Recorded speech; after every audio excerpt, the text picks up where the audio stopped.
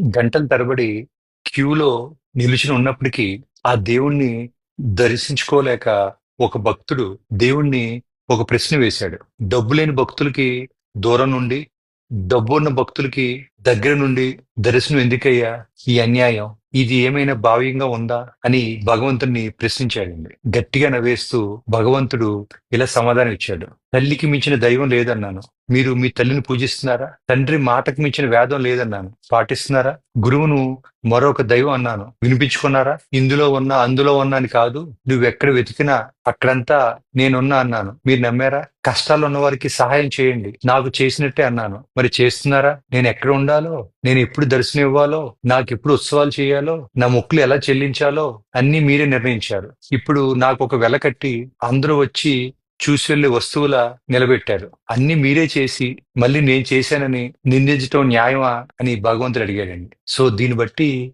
మనకి అర్థమైంది ఏంటంటేనండి, దేవుడు ఆలయంలో మాత్రమే ఉండడం లేదండి. ప్రతి మనిషి హృదయంలో, ప్రతి మంచి పనిలో ఉంటాడండి. ఆ భక్తుడు పేదవాళ్ళకు దూరదర్శనం, ధనవంతులకు దగ్గర దర్శనం ఎందుకు అని అడిగినప్పుడండి, అప్పుడు భగవంతుడు చెప్పిన మాట మనందరికీ గుర్తు చేస్తుంది ఏంటంటే, తల్లి, తండ్రి, గురువు, సేవ ఇవే నిజమైన దర్శనం అండి. దయ, మనసు, ప్రేమ ఇవే ఆలయం అండి. దేవుణ్ణి వెతకాల్సిన అవసరం లేదండి.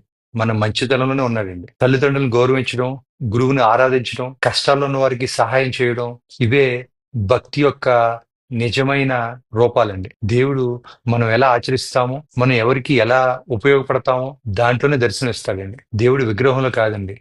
మనిషి మనసులో ఉన్నాడండి. ఒక మనిషి వేరే మనిషికి దేవుడైతేనే అదే నిజమైన భక్తి అవుతుందండి.